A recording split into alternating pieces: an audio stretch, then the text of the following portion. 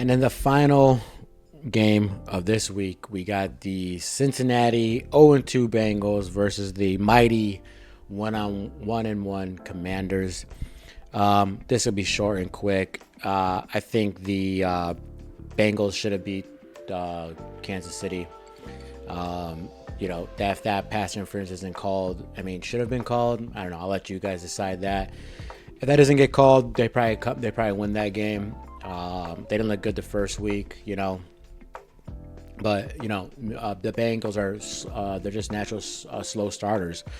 So I believe that Jamar Chase is going to have a great bounce back in this game. He's too good of a receiver to be this unproductive, and the Commanders' secondary is awful, god awful.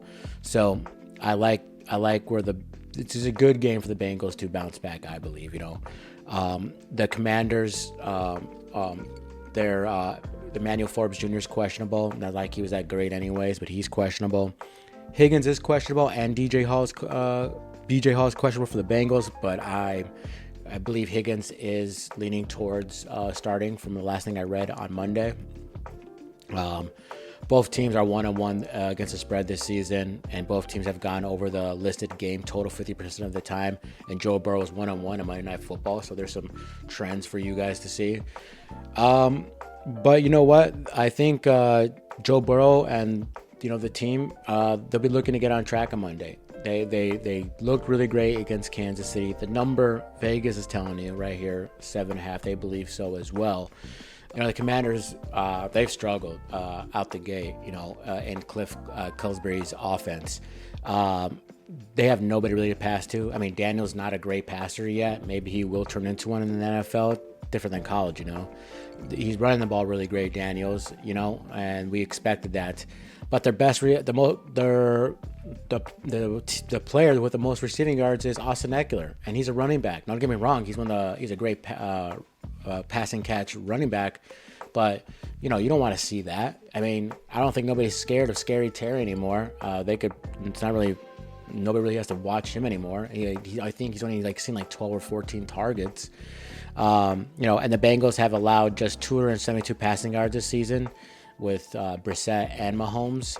And so it's unlikely that Daniels gets anything done in the air. So, I mean, they're just going to run the ball as best as they can. Robinson and Daniels back and forth and work off the play action. And so, I don't think, and that's probably their best shot. I wrote down here the Bengals have allowed the 7th most rushing yards to opposing running backs. So maybe that's their best shot. Use some RPO maybe with Daniels and Robinson and Eckler. So I think that's their best shot. But no, their defense is awful. I can't see that. I just can't see them do it. The Commanders are averaging 20 points a game, while Cincinnati has allowed an average of 21 pure contests. But, the Commanders lose that game against the Giants if Gano is not playing. Gano gets hurt, and the Commanders squeak by. So, they almost lost to the Giants. That's terrible. I know Danny Dimes has a good record against them, but, I just can't see the Commanders, getting another win here. So, put this in the bank. I think the Bengals have a great bounce back game.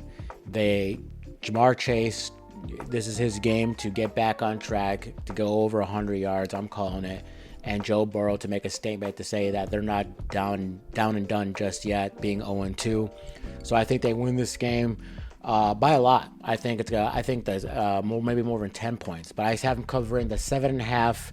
And if I was gonna bet the over/under, I'd probably bet the under in this game. But give me Cincinnati covering the 7.5 points and getting their first W this week.